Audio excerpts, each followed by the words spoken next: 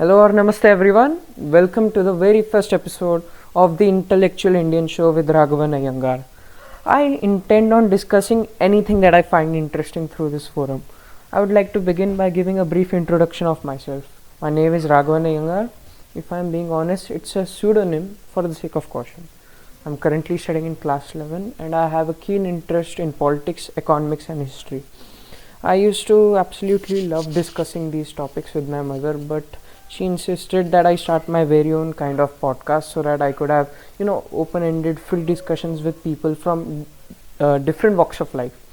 If I'm being honest, she most probably told me to do so as to get rid of me. Yeah, I would like to begin by stating that I have no skin involved in any political gimmicks, no game as such. So whatever perspectives I discuss on this channel are entirely my opinions and I intend on freely and fully expressing them. I remember a show, The House of Cards, and in accordance with the term used in the show, I would describe myself as a ruthless pragmatist. So if you disagree with my views and you don't believe in free speech and free expression, I say it would be much better if you were to tune out. So yes, let's just straight away dive into it. Throughout the entirety of the episodes that I upload on this channel, I will be discussing international and national topics of relevance, whichever I deem to be of importance. First of all, the German federal elections were held on Sunday in India. According to IST, they were held on Sunday and their results have been declared over time. So first of all, for the very first topic of my channel, I would like to begin by explaining just how does the German political and electoral system work at the federal level. So the national chamber, our equivalent of the Lok Sabha within Germany, is called the Bundestag. It has a total of 650 members and there are a total of 299 constituencies or electoral districts within Germany. There are 16 total states within the German Republic. So within India, what we tend to do for elections, we are allowed to cast only one single vote. However, Germany follows a system we term as the mixed member proportional system. So what they actually do in that is that the people are allowed to cast two votes. There are two rounds, two votes basically. The first vote is for at their district level, whomever it is that they support the most. That candidate, they can belong to any political party or else they can be an independent candidate as well. And the second vote for the second round that the German people are supposed to cast a vote for consists of the total political parties tally. So each vote that a person casts for any political party, that goes towards a total nationwide tally that political party has at the national level. So let me just give an example. There are a multiplicity, there are a multitude of different combinations, permutations that a person can vote for within the German electoral system. Their system is such that it empowers people to not only vote for the person whom they most identify with, but also to vote for the people whom they deem are actually working for them, are actually working for development and their best interests and welfare. So let me just give an example. Let's just say at the district level, I am in support of a candidate who belongs to the SPD. So I am allowed to cast a vote for that guy. However, if at the national level, I believe that the CDU is a party that best represents my interest, my vision for the nation, I am allowed to cast a vote for them. So I am allowed to cast different votes in both the rounds, for both the votes that I'll be casting. So it's unique in a sense. However, it's fascinating also at the same time. So first of all, I will explain. I have been explaining, if I'm being honest, the German electoral system. So there are a total of 650 seats within the Bundestag. There are 299 total electoral districts, and as I explained, the second vote, it contributes towards a nationwide political tally that each political party has after declaration of results. So seats, they tend to be proportionally distributed on the basis of vote percentage that a party gets at the national level. So however, there are certain restrictions on it as well. so as to prevent greater fragmentation of political parties and needless haphazard accommodation of diverse kind of diverse views also, and other than that also views that might be extremist in a sense. So what happens, for a political party to be recognized at the national level and to get any seats in the Bundestag, they have to meet either of two criteria. The first criteria is that they should get at least more than 5% of the total votes cast at the national level. By that I mean total. In total, they should get more than 5% of the total votes cast, and or else they can be represented if they win 3 seats. Three districts out of the 200 total 99 districts within Germany. So that is how a political party, they can represent their supporters and their very own interests at the Bundestag. Moving on, so let's just say there is a political party. I'll explain the structure of the Bundestag as well. So there are a total of 630 seats within the Bundestag. Comparative analysis as such is a bit difficult, since the previous election that was held in September 2021, in that election there were a total of 735 seats for grabs. So comparative analysis as such is a bit difficult. However, it's possible. Then again, anything is possible, nothing is impossible, I would say. So out of the 630 total seats, let's just say a party gets 20% of the total vote, AFD, which has placed second. I'll explain about the political parties also over the duration of this show. I'll explain in detail, don't worry at all. I'm just going into the intricacies, the complexities of the German political system. So let's just say a party gets 20% of the total vote at the national level. So after that, out of 630 seats, they are entitled to 20% of the total seats available at the federal or the national level. So what they do is, a party has received 20% of the national vote. After that, their election commission, they go to each and every one of the 16 states that are present in Germany, and let's just say in one state, it's a hypothetical example, let's just say in the state of North Rhine-Westphalia, the AFD, they have received 40% of the vote. It's a hypothetical number, I'm just giving it for the sake of an example. They have received 40% of the votes, and there are a total of 50 seats up for grabs within that region. So 40% of 50 is what, 40, I guess, yeah. Let me just give a hypothetical example. So it's a hypothetical number, of course. So 40% of the seats within the state of North Rhine-Westphalia, out of a total of 50 seats up for grabs, would constitute about 20 seats that the party will receive from just the state of North Rhine-Westphalia. So they'll receive 20 such seats from that particular state, and this process will be repeated for each and every single state. Now let me give another situation. Within that state, if a party has won, let's just say 15 electoral districts, without taking into consideration, without taking into account their national vote tally, so what will happen, out of those 20 seats that the party is supposed to get in that state based on their vote within that state, those 15 candidates who have won their districts will be given preference in order of margin of victory. After that, the party will have submitted a closed list, in a sense, a closed list to the election commission, that in case we win this many seats, these people are whom will be our representatives on behalf of the state from our party. So that is how it works.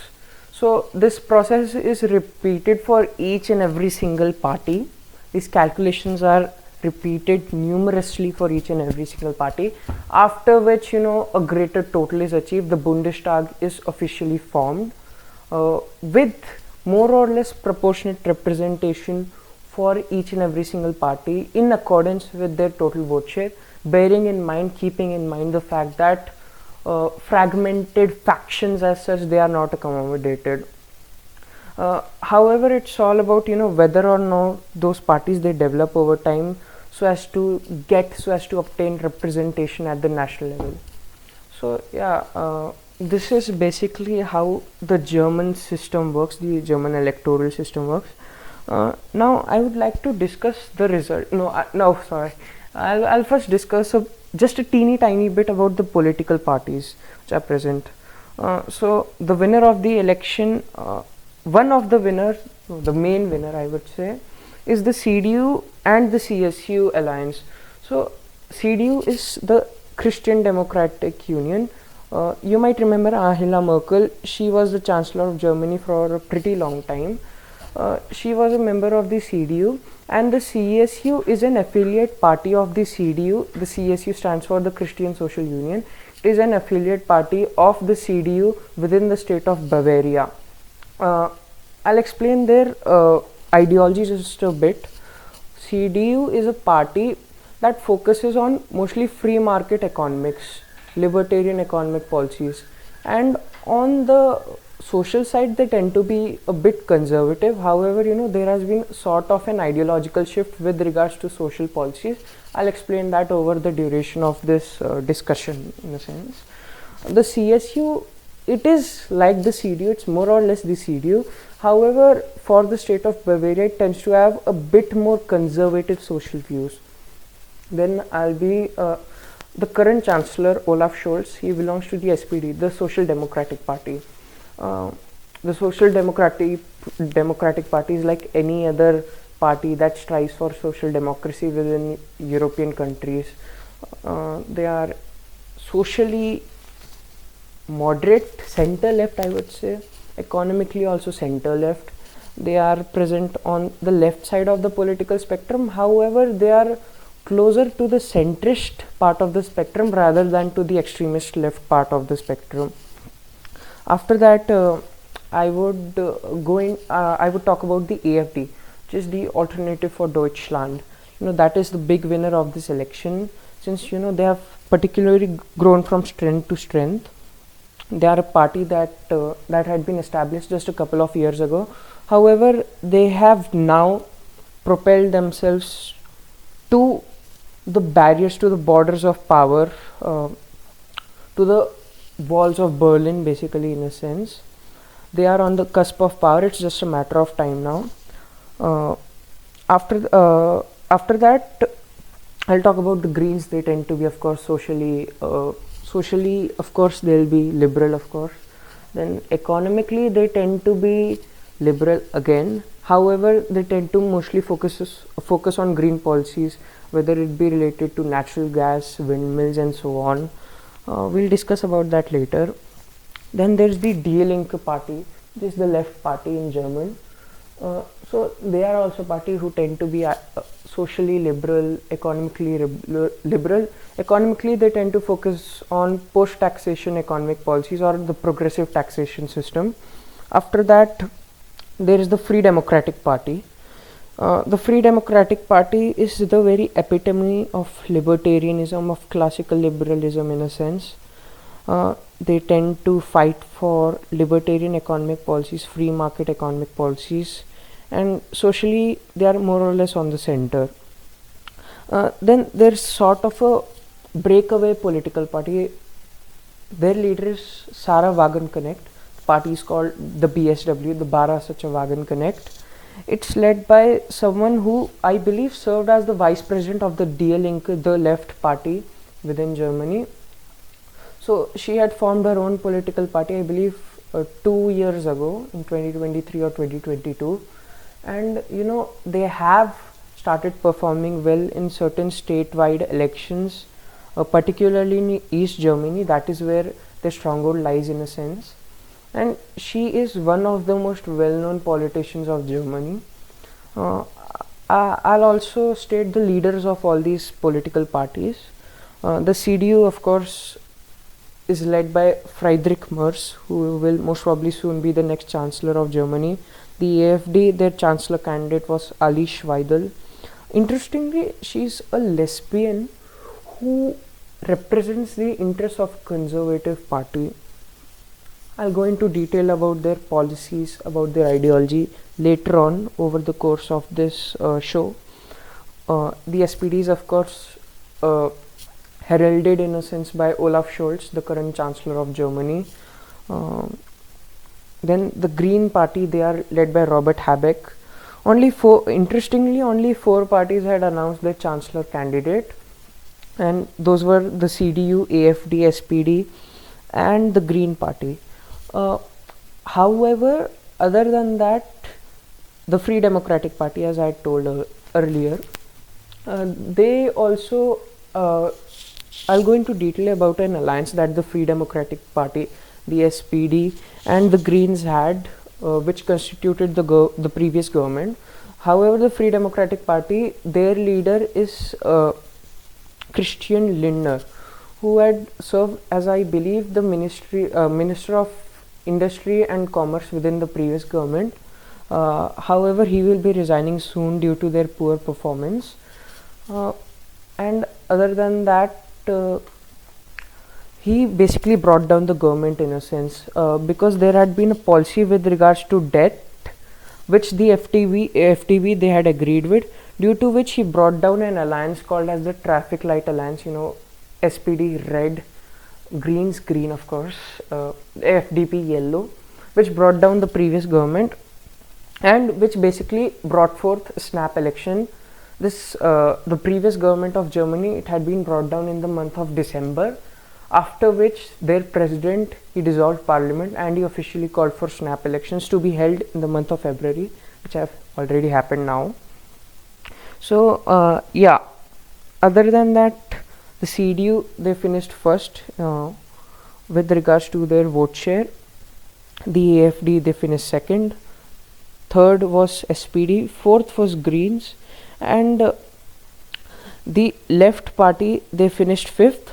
They have basically been sort of resuscitated from the cusp of alienation, from the cusp of almost almost ceasing to exist in a sense. So the Left Party, they have been rejuvenated in a sense. They are very popular on social media, especially one of their leaders, I believe her name was Heidi Reicheneck. So she's very popular on social media, and the Left Party, its performance has been pretty good, I would say, in comparison to the past couple of elections. So yeah, I've discussed about each party's performance, their leaders. Now I'll just basically give my analysis on this and my commentary. I have already dived into the psephology of the election. While the CDU, they have technically won a partial victory, however, they still have not noticeably reached their previous highs as under Angela Merkel.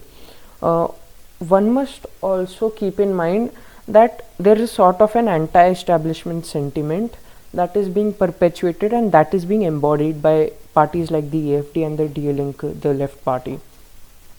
I also noticed that there's a very strong anti-immigrant sentiment, particularly being perpetuated by parties like the AfD, the BSW, and the CDU to some extent. Their chancellor candidate Friedrich Merz, he is against greater immigration, and he's willing to deport some undocumented migrants as well. Now you might tell me, Pranav, why did you? Oh no. Now you might tell me, Raghavan, why did you mention the BSW as a party which is sort of perpetuating the anti-immigrant sentiment? Well, that is because while economically they tend to focus on post-taxation economic policies, however, on the social level, they are strongly against immigration.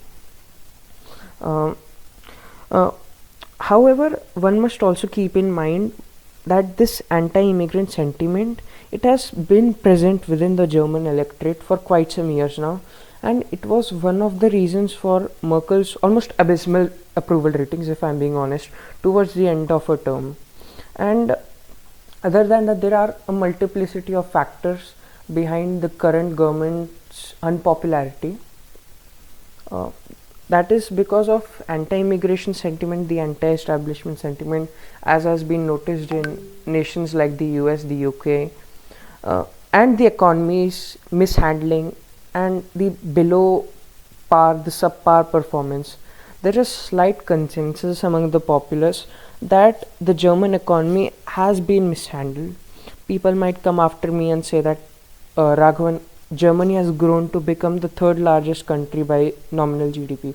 Bear in mind though that this is only because the Japanese economy, which was previously the third biggest economy, has shrunk at a much faster pace and magnitude in comparison to the German economy. Yes, that's right. The German economy, it has shrunk for the past 2 years. And the Federation of German Industry, I have this statistic with me. The Federation of German Industry calculated that production output right now in Germany is far lower than it was 5 years ago. Uh, However, I would also say uh, that the AFD is an incredibly popular party. While of course they are mostly popular, they have their strongholds, there are pockets of influence for AFD within mostly the the former East Germany. Uh, Apart from pockets like Berlin and Leipzig, of course, those are comparatively liberal cities. So there's been sort of a iron divide basically between West Germany and East Germany. East Germany tends to be more conservative socially, and it tends to vote far more for extremist fringe parties in a sense. I'm not saying that the AFD and the BSW, they are fringe extremist parties. However, that is something that tends to be widely agreed upon by political experts and people who are informed in a sense. I'm only talking on the basis of articles that I read, or information that I get from certain people whom I know in Germany. So yeah, don't hold it against me. This is basically what the people believe happens in Germany, and I'm basically conveying it to you in a simple and an easily understandable manner. So yeah, please don't hold it against me. So the AFD party tends to prosper within the eastern pockets of Germany, as I said. Uh, so there is basically a theory that there is an iron curtain which divides the former communist East Germany from the democratic West Germany. So the AFD and other parties such as the BSW, they tend to be popular in East Germany. However, the AFD is surprisingly also spreading its influence in West Germany, and political loyalty to the old mainstream parties is at its lowest seen in a long time. So a party like the AFD, which is often believed to be extremist, for 1 in 5 Germans, it has become normalized. This is a survey that I picked up from DW. It's a trustworthy source, I would say. Uh, Other than that, while I'm not a direct stakeholder, yeah, I'm saying this because there has been sort of an unofficial understanding between mainstream German political parties that parties like the AFD, which are described to be far right extremist, they are to be kept out of government at any cost. This is another instance of something that I call as Republican tactical voting. It was also seen in France when the deemed National Rally extremist far right party, it was voted for against by supporters of parties like the Ensemble or Jean-Luc Mélenchon's alliance. Uh, so basically, the AFD is a party that is not very well liked by mainstream political parties. So they have reached an unofficial understanding in a sense to keep them out of government in any at any cost. So even though it came second, the AFD, it is blocked from being part of the next government because of a firewall in a sense. It's termed the Brandmauer in German. So this is a system that has been put into force by mostly Germany's main political parties, which are the CDU and the SPD, who do not cooperate with any party seen as extremist since the end of World War II. However, I must also warn these establishment political parties, or even though I'm not a direct stakeholders in the dealings and happenings of the German state, that until and unless they keep on targeting the AfD while also mismanaging the economy at the same time, and they also don't let democracy, take its toll, democracy do its fair good, the AfD will continue to prevail in its power, if not prosper over time, because there is a widespread anti-establishment sentiment in Germany, and if they'll continue to keep the AfD out of government, that will perpetuate a situation wherein the AfD, they'll be able to continuously incessantly target these mainstream political parties, and they'll only grow in influence because they will not have experienced the toll of governance, so they will not have any baggage as such, while at the same time their rhetoric is very effective. I must say the rhetoric is incredibly effective. It draws people in, it keeps them within their fold. However, until and unless they let the AfD taste governance, in a sense, the AfD will continue to operate as sort of a pressure group, which will only expand their influence. So yes, this is basically the German election in a nutshell. It's one of the highest voter turnout that Germany has ever seen. 82.5% of people out of approximately 60 million people. In the previous election, I believe it was close to 74%. So people, they went out to vote this time. They gave a clear mandate, and that is that while the CDU is the party that should lead the government, the AfD should also be accommodated in a sense. And surprisingly, there tends to be a sentiment in a sense that the youth, they tend to favor parties which tend to be liberal. However, the AfD, within the demographic age group 18 to 24, the AfD, they got approximately 21% of the vote, which is higher than any other mainstream political party. The left party, they finished with the plurality, 25% of the vote, and for people aged over 35, it was the Christian Democrats who won the vast majority of the votes. So yes, over time the AfD will only continue to prosper, it will only continue to grow at a much faster rate. So that is basically my analysis on the happenings of the German election, and how exactly the process of alliance building, coalition building, government building should be dealt with. After that, now I would like to move on to certain national happenings, certain national events. Shashi Tharoor, Member of Parliament from Thiruvananthapuram or Trivandrum, he has dispelled rumors that he would be joining the BJP due to certain rumors that had been spread that he has been discontented in a sense with the Congress establishment, since he wants to be made the chief ministerial candidate for Kerala Legislative Assembly elections, which will be held next year, I believe. So yes, he has dispelled rumors and that he is here to stay with the Congress in whichever capacity. Other than that, Arvind Kejriwal, national convener of the Aam Aadmi Party and former Chief Minister of Delhi, it is being speculated that he might end up seeking the Rajya Sabha nomination from Punjab, triggered due to Sanjeev Arora. You might remember that he is a Rajya Sabha member. Sanjeev Arora will be contesting bypolls from Ludhiana West seat. So that Rajya Sabha seat has opened up, and it is being speculated that either Arvind Kejriwal or Manish Sisodia, of course, the former Deputy Chief Minister of Delhi, either of them, they will be filling that seat.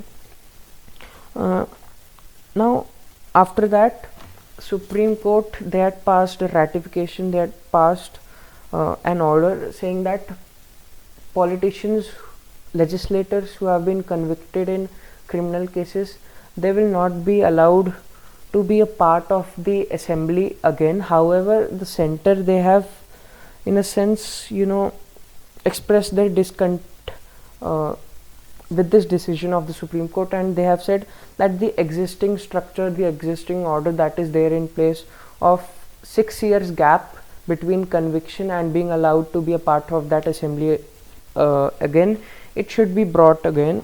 It should remain at 6 years, even though the Supreme Court is insisting that that such politicians, they should not be allowed to be a part of the assembly ever again. I'll be going back to some international news.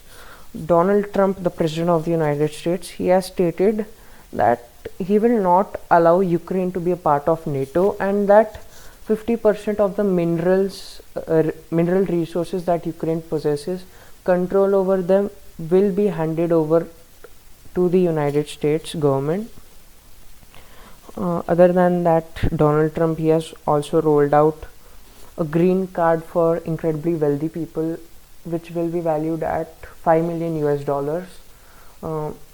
If we were to take $1 as 87 rupees, that would be close to 43.5 crore rupees, Indian rupees.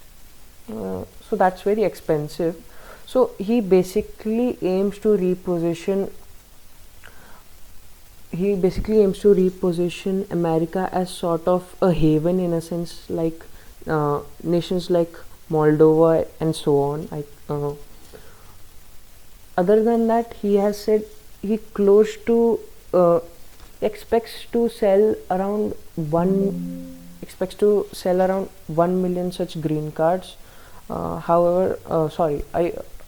million such green cards. However, that's a huge number.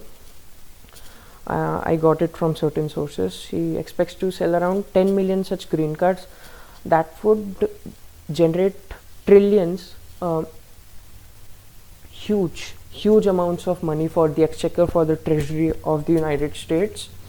However, I believe that's a move that will not be particularly popular with the MAGA base, which is not particularly in support of such policies. Protectionist policies is one of the reasons why Trump won the election. Protectionist economic and trade policies. So basically, that's my take on events, happenings of international and national significance for this week.